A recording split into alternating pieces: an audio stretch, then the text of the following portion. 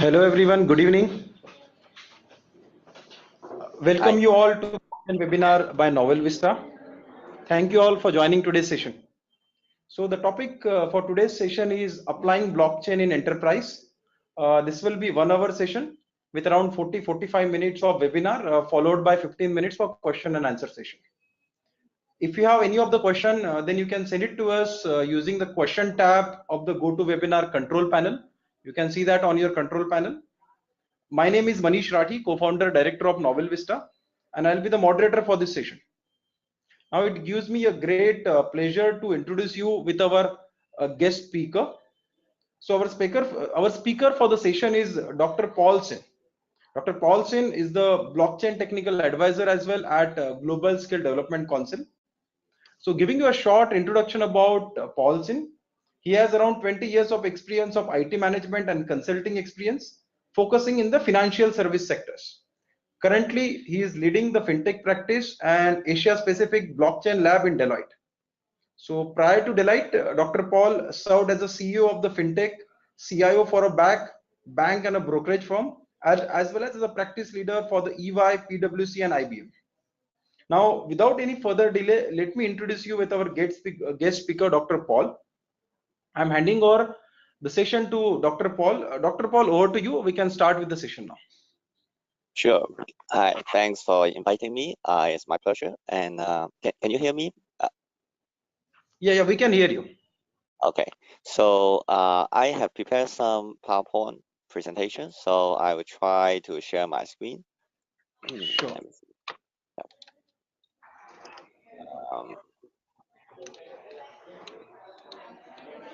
So I'd made you presenter. You can start delivering the session now. Okay.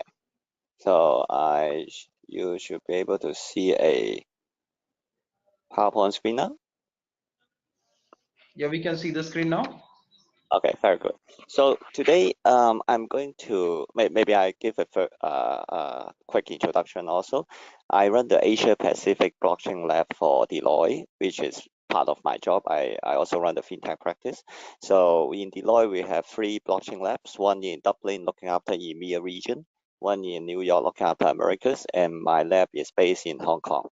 So up to today, we have more than 10 blockchain platforms already in production. We are no longer helping clients to create proof of concept or creating prototypes that are just used for study or analysis.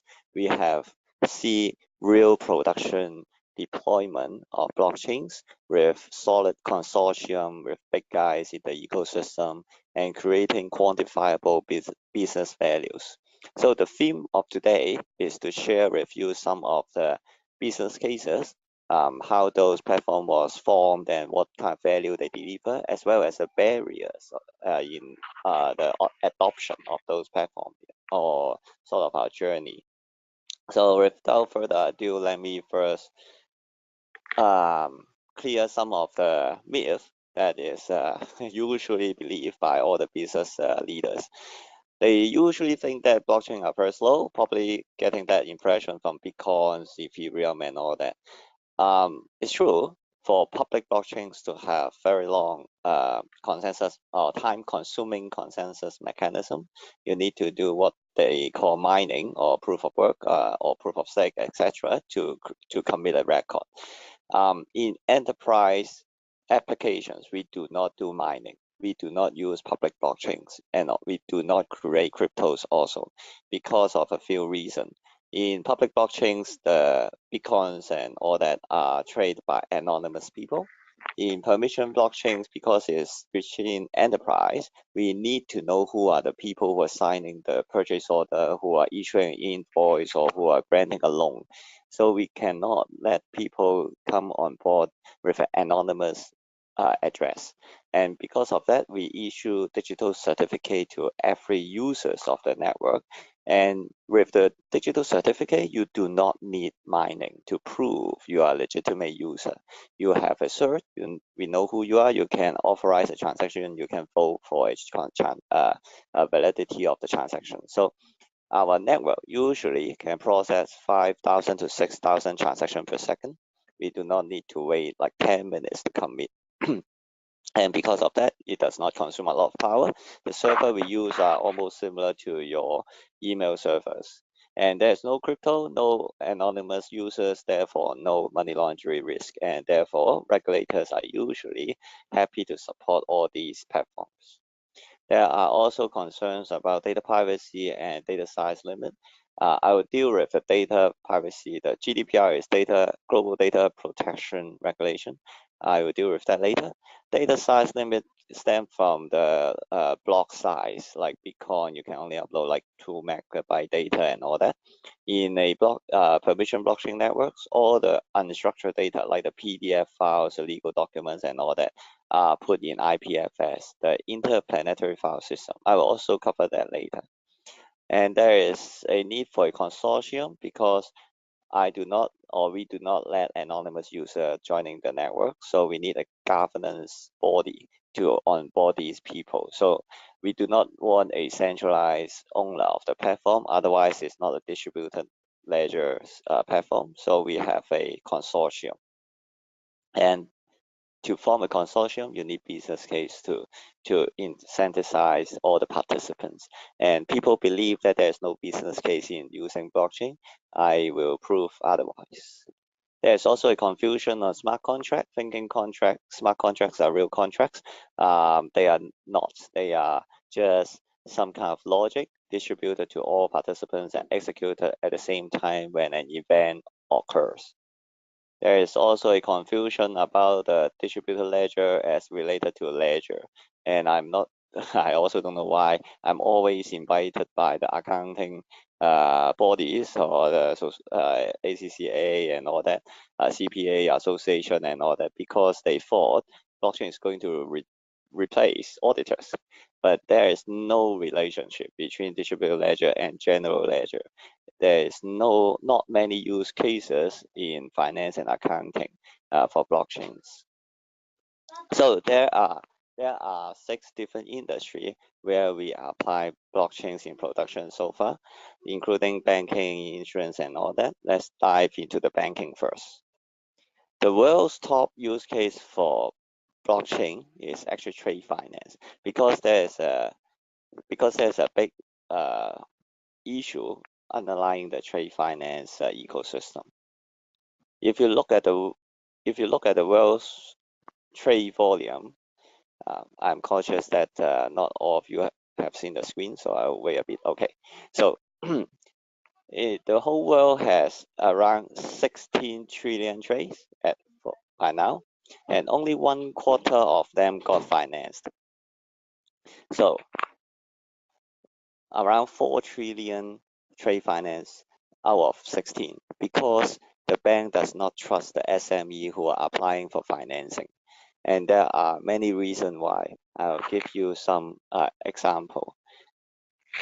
In a cross-border trade, if I am a manufacturer, let's say I'm a toy manufacturer, and then Toys for Us from US order like 100 bicycle from me, then I can take their purchase order, go to a bank and collateralize it. I can tell the bank that if you lend me the money for working capital, I will produce the bicycles and then I will collect the payment from Toys for Us and I will pay you back the money. That makes perfect sense. The first challenge is that these Toys for Us may be fake PO. So the PO may not be really issued by Toys for Us. That's the first challenge. Second is double financing. As a manufacturer, I can then take this PO, go to 10 different banks to borrow money and then run away with it. And Standard Chartered lost 200 million US out of one deal like that. There is also a very famous Qingdao case. A company from China, from a Qingdao province, they take a letter of guarantee of those assets, come to Hong Kong, go to 18 banks and borrow $500 billion US and run away with it. So this kind of fraud is very pervasive, and we are not talking about a single incident, obviously. Almost every 2 years or 3 years, there's a major fraud happening in trade finance. That's why some banks told me that they are only financing the top 100 customers. They are not going to finance the 101st one because they don't trust them. And if you want to solve this issue using traditional technology, you need a centralized database asking everyone to put their purchase order in the database, and then we deduplicate them. And that will also mean you're exposing all your customer information and business turnover to your competitors. So that never happened in the past century until we have blockchain. So this is the only technical slide in my whole presentation. So even if you don't have IT background, that doesn't matter. I will try to explain the most important word in this slide is hash. So in a blockchain network, we are hashing all the information and put it on your own database or your own data node, we call that. And that data will then be replicated to all the other people in the whole network. So if there are 10 banks in the system, then all 10 banks will receive a copy of all the hash. What does hash mean? Some of you got IT background, you already know, but in a very layman way, you can understand that like this. If I have a secret number, let's say number 2, and I encrypt it by adding 5, and I tell you the number is 7, and then you minus 5, you decrypt it back to 2. So encryption and decryption are reversible. But if I divide my secret number by 7, the remainder is 2. Then you cannot reverse it back into the original number, because hash is like dividing and then take the remainder, that it is irreversible. However, if both you and me got a number 37, and we both divided by 7, then we will have the same remainder. We call that a collision. And with the collision, we know that there is a chance, actually very high chance, that we are holding the same secret number. So of course, that is not a very good example because you have only 7 remainders, 0 to 6. But in a blockchain network, if you hash something, it got 21 million different combinations. So it's very hard to have a collision. And because of that, if there is a collision on the PO, we know that the PO is already financed by another bank. So when you put the PO on the system, you know that there is a duplicate financing. I hope this example is clear, and this is the only technical things you will need to understand. We are going to see more application of the same concept later on. So with that protection of the data privacy and the data sensitivity, seller and buyer are feeling comfortable to exchange their purchase order and invoices on the network, and they will agree with each other through by signing with their digital signature. Bank is now very comfortable financing them because they know that first of all the documents, PO, invoice, etc., are not fake, and it's not forged by one party, and also there is no duplicate financing. Custom can check whether the products are coming from sanctioned countries. Tax inland revenue departments can collect indirect tax because all the information are now transparent. The regulator can monitor the liquidity of the whole system, and the logistic company can now show, wait, sorry, can now show the contents of the container to the insurer, because the insurer in the whole history does not know what are they actually insuring. When they insure a ship or insure a container, they actually don't know the value of the products inside. Until now, you can link all the purchase orders and the bill of lading, the shipping documents in the open system. So now they can provide a much better premium calculation. So the cost of insurance and financing are both lowered with the transparency of blockchain. Okay, so this is how you structure the infrastructure. You do not need everyone to hold a data node. As long as there are more than 4 guys having a data node to maintain the data resilience, then the smaller guy can access the blockchain through the node provided by the big guys. If I'm an SME manufacturing bicycles, I can upload the PO received from Toys R Us to my bank portal. and the bank will then will hash the PO information and upload that to the blockchain. Then all the other banks will know that there is a duplicate financing when they see one. I, as an SME, do not need to have the capability of hosting a blockchain node. This is a data infrastructure, system infrastructure of a blockchain network. You will see that all the applications are connecting with the blockchain through APIs. We do not need to create another UI for blockchain because we do not want the whole ecosystem to learn how to use another system.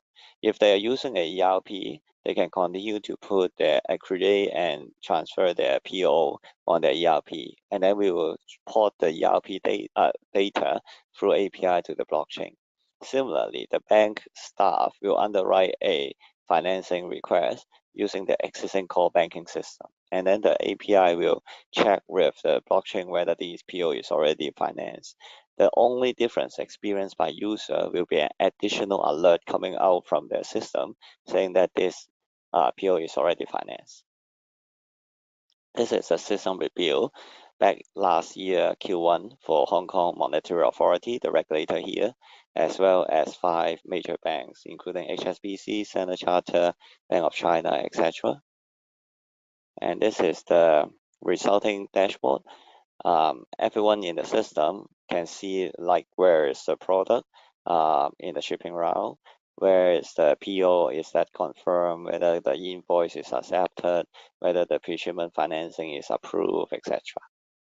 We do not touch on payment because we do not use crypto on these networks.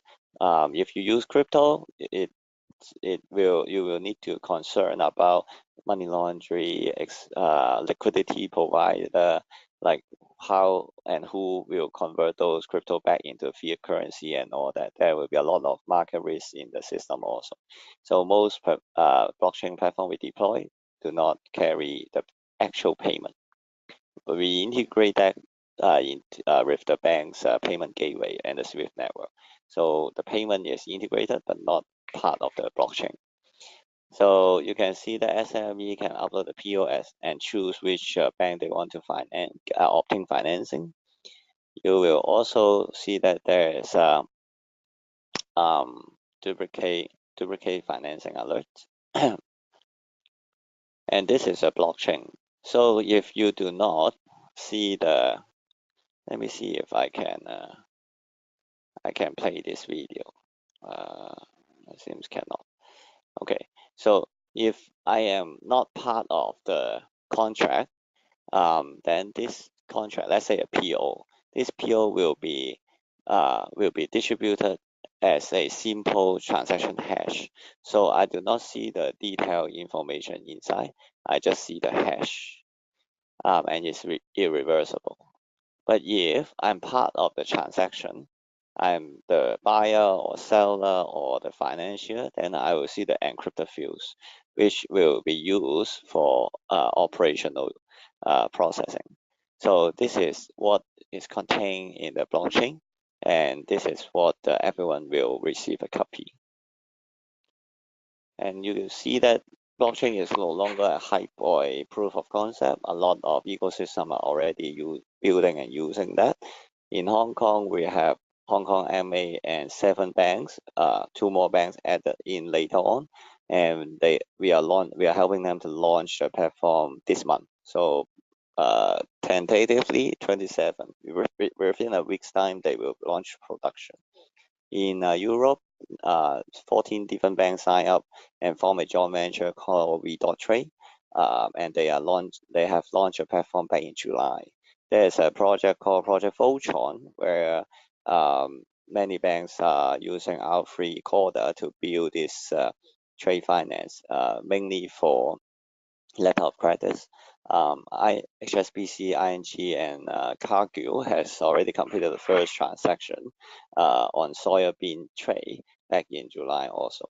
So there are many network on supply chain and trade finance already in production in the past few months, and we are going to see convergence of this network.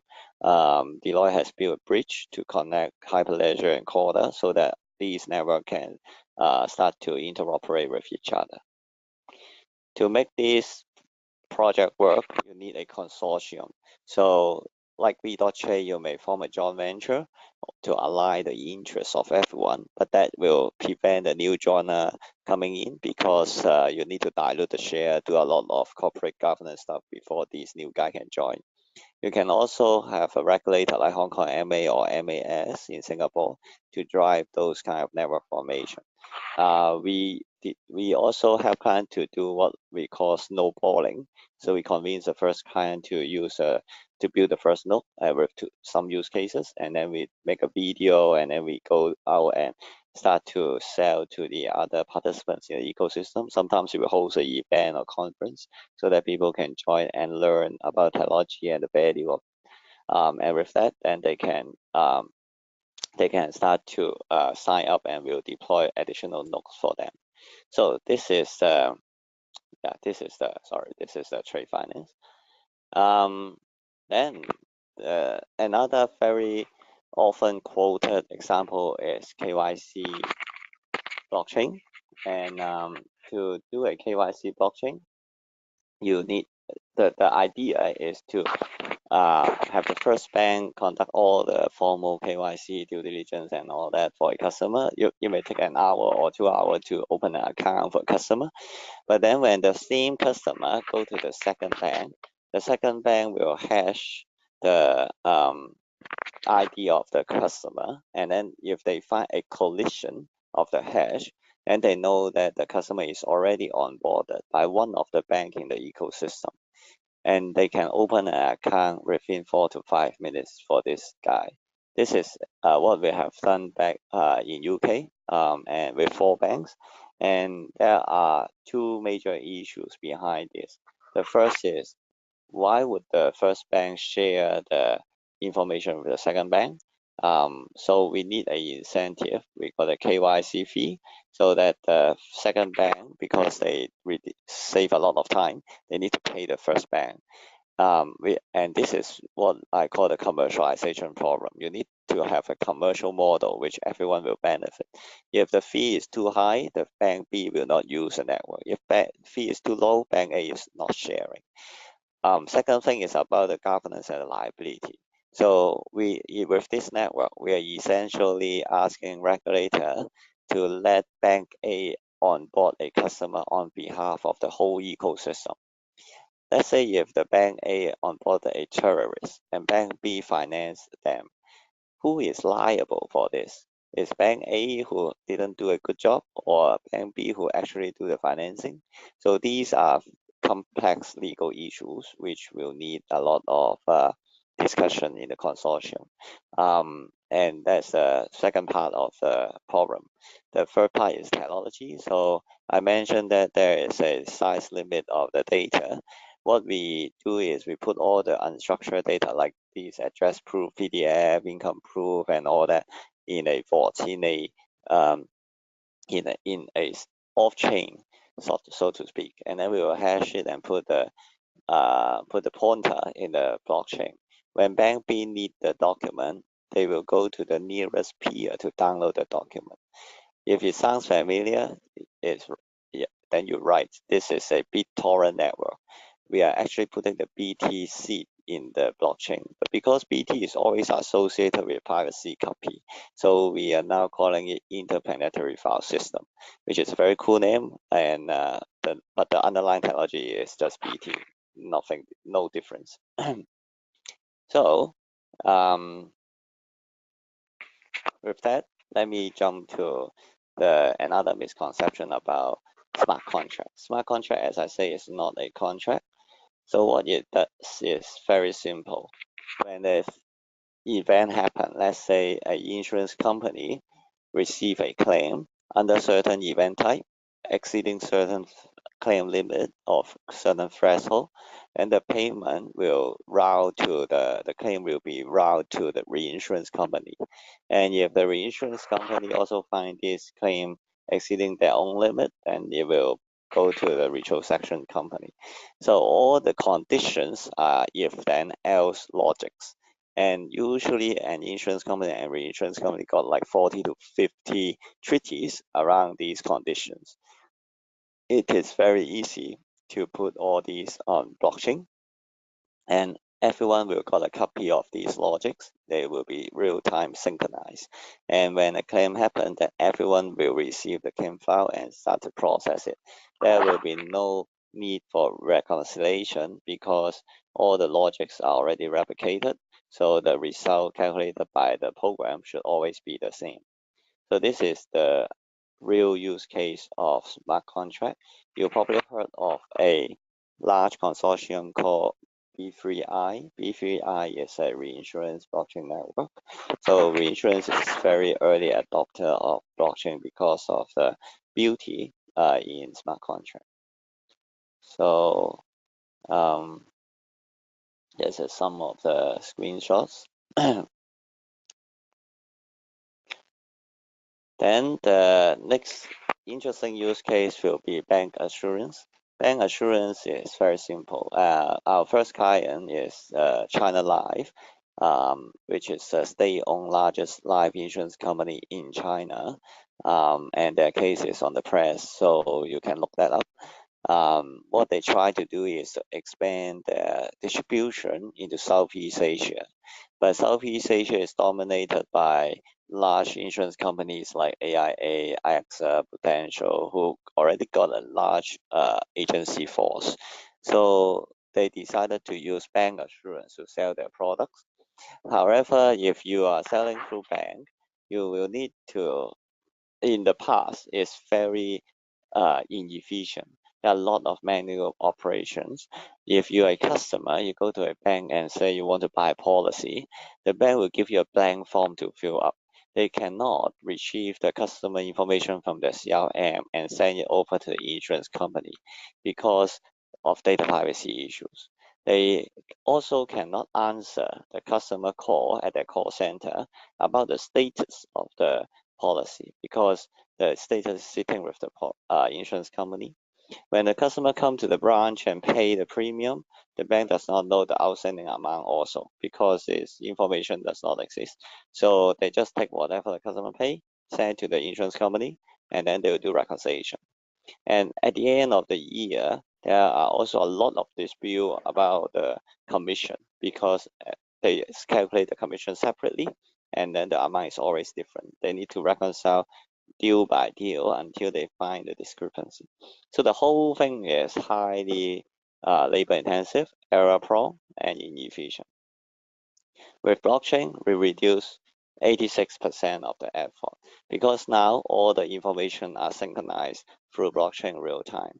And because of the hash is irreversible, the customer ID is no longer unique identifier. So the regulators is okay to allow people synchronizing customer information across border. So now the insurance company can send the information from China to Southeast Asia and also from Southeast Asia back to China. And this is very important in many other cases because supply chain and trade finance, they are all cross-border. So if the information cannot go cross-border, then the network will be useless. So this is a very big breakthrough. The second reason why they use blockchain is in the past, Bancassurance are point-to-point API integration. China Life want to work with 12 banks in different countries in Southeast Asia.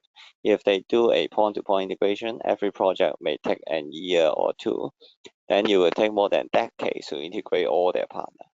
And because of that, they decided to use blockchain, where all the partners can just download the data node and go ahead with their own legacy system integration without waiting for each other. So all the projects can go in parallel and the speed of adoption will be much faster.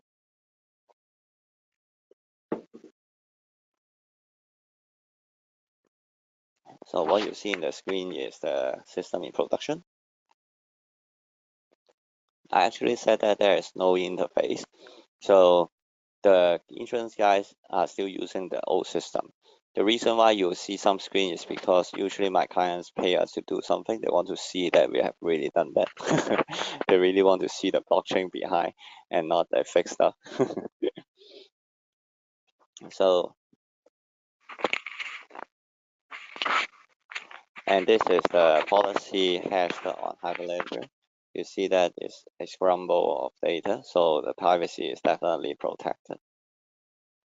So the second biggest use case in the whole world for blockchain is traceability, because there are lots of counterfeit product in the market.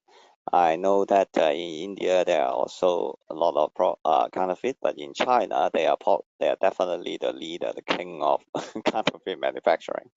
So I was told that every 12 bottle of New Zealand wine, only one is from New Zealand, because in China, people has a lot of um, demand for these overseas products.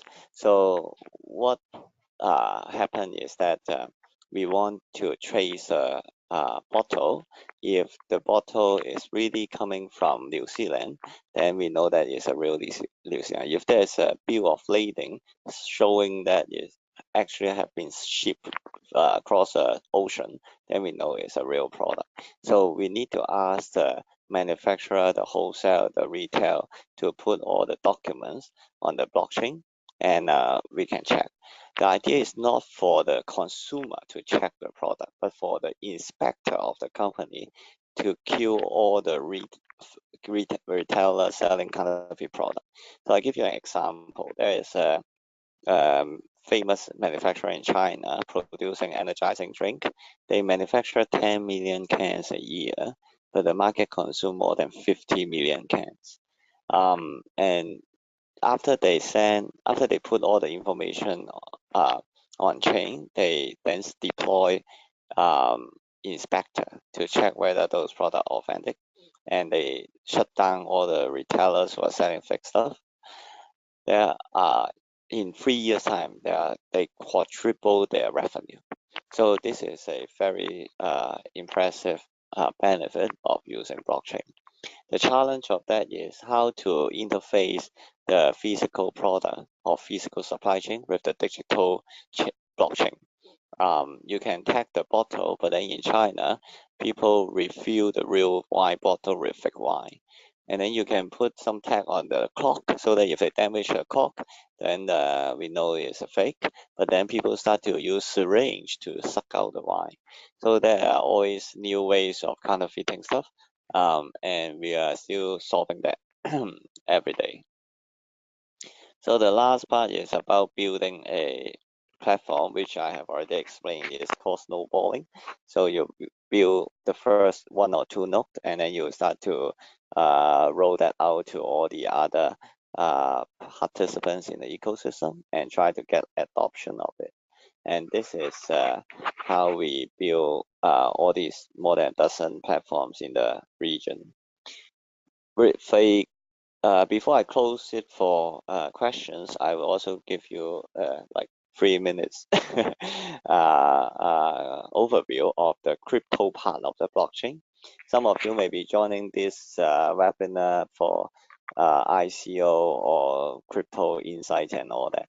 We usually do not use that in enterprise applications because many of the regulators are very concerned about this, and also, as I say, the performance issue and power consumption and all that. The idea behind, or the only useful crypto application, especially in ICO, will be what we call utility token. Utility token in short, it's very simple. If I build a theme park, I want to build a theme park, I don't have the money, I can do crowdfunding. I can ask you to buy the ticket to my theme park. After I build a theme park, you can use that ticket to come and play. But before that, you just pay me the money first, and I use that to build. So this is what a utility token looks like. It does not let you share the profit out of my theme park. It does not carry any interest, no matter how long I take to build my theme park. So you just keep the token until I build it. But of course, if I'm building the theme park and people think it could be it looks very interesting, they may start to trade in the second-hand market, and that becomes a crypto exchange function. So this is the only legal and allowed way of using crypto. And in a lot of jurisdictions like Japan or Singapore, the central bank will provide liquidity and provide license to exchange to do this. If you start to carry interest or dividend or profit sharing out of my FinPark, then it becomes a securities. So there will be a lot of regulations coming down on your ICO and crypto trades. The problem with trading crypto itself, like Bitcoin and Dash and all that, is about liquidity. So I heard many people trying to experiment cross-border remittance using crypto. The problem is that, I give you an example. So there are a lot of Philippine workers in Hong Kong, they want to send the money back home in Philippines. And there are a lot of fintech trying to use blockchain to do this because they say that Western Union is expensive, Swift is slow, and all that. The problem is the flow of money is one way, so it's always from Hong Kong dollar to peso in Philippines. There's no natural hedge or netting of this. So you need a liquidity provider sitting in both countries, keep converting Hong Kong dollar to crypto, and in Philippines from crypto back to peso. So that liquidity provider will slowly create position for themselves, and it becomes an issue if it is a fintech but not a bank. So a lot of fintechs start to work with banks. So you probably heard Alibaba and Alipay is solving this problem by partnering with Standard Charter. They use blockchain to do this, but then they use Standard Charter as a liquidity provider in both Hong Kong and Philippines. So only with liquidity provider you can use crypto effectively in enterprise. The problem or the challenge Ripple face is that there's no liquidity provider in all the countries they want to operate in, and now they are taking out the XRP from their network. They are selling Ripple just like Hyperledger and Corda. So this is why I do not see a lot of future promise sort of from crypto. Many people disagree with me, but as a consultant to financial institutes, I do not see a lot of value in using crypto at the moment. Maybe like few years down the road, I don't know. So I guess this is what I'm going to share today. If you have any question, please feel free to ask. I will also look at the panel, right? Is there some question already? Okay. Thanks, Dr. Paul. Okay, I'll request participants to put down their question on a question panel so that Paul can help us to get those answered.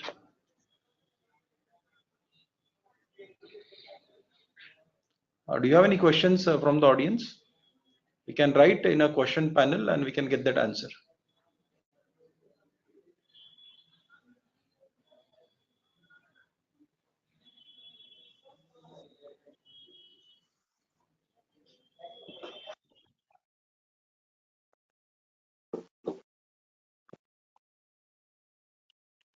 So I take this as like everyone understand that perfectly. In fact, one of my colleague is having a question. I just requesting to him to drop out the question, please. Yeah. So Paul, there was one slide on the governance part of it. So if you don't mind, can you please show that again, and can we have a few minutes of discussion on governance? Because one thing that really concerns is like how this governance will happen when we have a public blockchain platform kind of thing. Okay, so I know what you refer to the regulator and the JV and all that. I mean, in general, if you can share some insights on how this governance will happen, who will be regulating these things and governing these things, platforms. Sure. So first of all, there is no governance on public blockchain. That's also why It's very hard to, because at the end of the day, the users of public blockchains are anonymous. So you cannot control who can use and who cannot use. The only network that got governance is permission blockchains. And with permission blockchains, you have a governance body. So let me use trade finance as an example. In Hong Kong, the trade finance network was commissioned by Hong Kong Monetary Authority, the regulator, who grant bank licenses. So you need to have a license before you can join the network as one of the node operator. And after MA grant the license or the permission to the bank then further conduct KYC with their customer and onboard their SME customers. So you can view the whole trust or the delegation of assets as a hierarchical structure.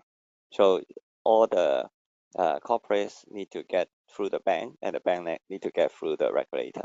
So this is how trust was created or delegated, compared to public blockchain, where as long as you spend the money on electricity and do mining, you will have a legitimate voting right. This is not. This is a major difference between permission and public blockchains. Okay, thank you, Paul. We'll move to the next question. There is a question on what is the eligibility or the qualification required to enter into the blockchain management side? So I think there are two potential questions behind this. One is to join a blockchain ecosystem or join a blockchain network. So I just explained how it works. You need to apply that through someone who already got a permission. And if you want to operate the network, to manage a network, then there are a few things you need to be aware of. Blockchain is essentially connecting the IT infrastructure of all the participants. So some guys will be using ERP, some guys will be using core banking system, some maybe even mainframe or AS400. And after they connect to the system, when you change something, let's say recently we just upgraded another Fabric 1.1 network to 1.2, is a shared IT infrastructure upgrade. So you are not working with one system upgrade, you are asking many companies to synchronize and orchestrate a huge change and release management for everyone. So this is not a simple IT system management effort. And that's also why consortium is very important, so that people can align on the releasing schedule and the shared SIT effort and all that. So that probably is, I'm not sure whether this is a question, but this is how we are doing that. Sure, thanks, Paul. So there's another interesting question from Santaji. What will happen if there is a lag in a syncing up? What will happen if there's a lag in syncing up the ledger in the network? There's a lag in the sync up. So in a trade finance, for example, or even Bancassurance, or maybe trade finance is easier. When the buyer and seller agree on a transaction, as long as another two guys have witnessed a transaction, then we are committing that transaction. The rest of the network may not have received that transaction, but that's okay, because these two guys can start to do business. The reason why we propagate the transaction to everyone is just to avoid duplicate financing. So it can take time. We allow the latency. And if you look at Bitcoins, it's a global network with so many players and the transaction is still committed within an hour, so around an hour time. So in a permission blockchain, we can accept that kind of latency. But that also show, although I said that we are processing like 5,000 to 6,000 transactions a second, that also show why we usually do not use blockchain for front office. All the projects you heard about, like securities trading, we use blockchain for back office settlement and clearing. So recently we just helped MAS and Singapore Exchange to do Project Rubin 3 for DVP and all that. They are also using it for back office settlement.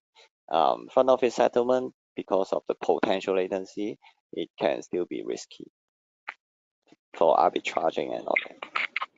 Sure, thanks. There is another question on the security side of the blockchain. One of the participant, Imanshu, has put down this question that there was some hacking which happened on the Ripple a couple of days back. So, any idea about the root cause and what can be the possible investigation and the solution for security related areas on a blockchain? Mm. Yeah, actually, there are a lot of news every day, like the EOS system, the exchanges got stolen, coins, and all that. So in general, there are three layers of blockchain that is susceptible to hacking. The most commonly or the most vulnerable layer is application layer. So in Bitcoin wallets, people got coins stolen is because the wallet itself is not secure. And if you think about that, the if you open a wallet, you have like 24 passwords, right? So usually people write down those 24 passwords because it's impossible to remember all of them, and that becomes a vulnerability. Similar issue happen with exchanges and a lot of these trade applications, supply chain application, because the keys are not managed properly. So blockchain itself can be very secure, but if the keys are not properly managed, then you always expose the network. Bitcoin itself has been running for 10 years now with so many people using it and trying to hack it. No one succeed in doing that in the past 10 years. So the data layer itself is very secure. The application is vulnerable. And of course, there are people who try to fork the network also. So like the DAO case, but that requires a lot of computing power to create a longer chain that will be accepted as the mainstream. So it's not an easy way to hack a system.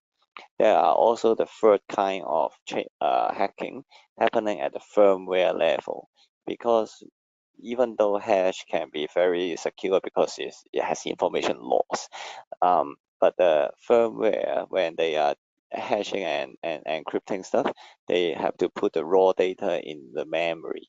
So if there's a bug, which happened once in the whole history of blockchain, you can steal data out of the network.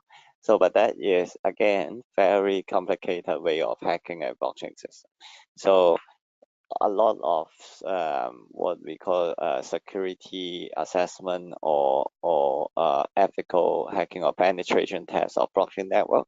We spend a lot of effort hacking the application layer, not so much on the blockchain layer. Sure. Thanks. Eventually, the key becomes an important parameter to manage from a security perspective. So we have a Correct. last question from today's session. Has blockchain has the blockchain potential can be used for enforcement by regulatory authorities if pollution control in a pollution control? In pollution control. So like Yeah. the emission quotas and all that.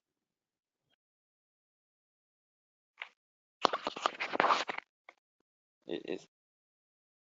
So I hope I get the question right. Yeah. The So question if is any potential for blockchain to enforce the regulatory oh, authorities in a pollution oh, control environment? yeah, I saw the yeah, I see the question now. Not so much on controlling pollution, but more there are two projects I come across. One project is traceability. So people trace, for example, palm oil. Palm oil from deforested area is now banned by Nordic region and by Europe as a whole. So now the manufacturers and also the consumers in Europe want to make sure that palm oils are not coming from deforested place. So Malaysia is taking up the initiative to put palm oil trace on blockchain so that people can trace it back to where does the palm oil comes from. So this kind of traceability blockchain is very common now, and they are always used for eliminating like the not so environmental friendly products and all that. There are also another application in China. There you probably heard there's an energy blockchain lab, and also what they do is that they let power grids to trade their surplus power through blockchain. They need to use public blockchain because there's no centralized exchange trading energy. So they need that. They also put emission quota on blockchain so that people can trade with each other without a centralized exchange using crypto or tokenized information. So this is a valid use case because I do not need 5,000 transactions per second. Just the grid does not trade surplus every second. They trade every hour or every 3 hours. So that works with public blockchains. I think these two cases are the closest one to this question, probably.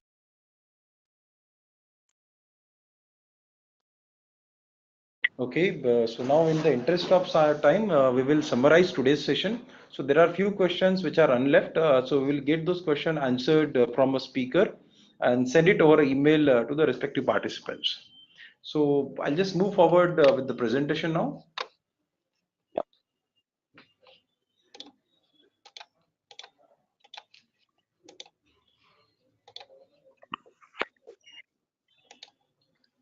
Okay, so about the updates on a blockchain. So the good news is the Blockchain Summit India is happening. So there's a Blockchain Summit India being planned in November in Pune and December in Bangalore. So all of you can visit blockchainsummitindia.com and can have a look towards the speaker being lined up for this summit. There are good speakers who are lined up having extensive knowledge on a blockchain, and it's a good opportunity to learn from expert and explore the possibilities on a blockchain. So this is purely a business conference on blockchain, not a technical conference. So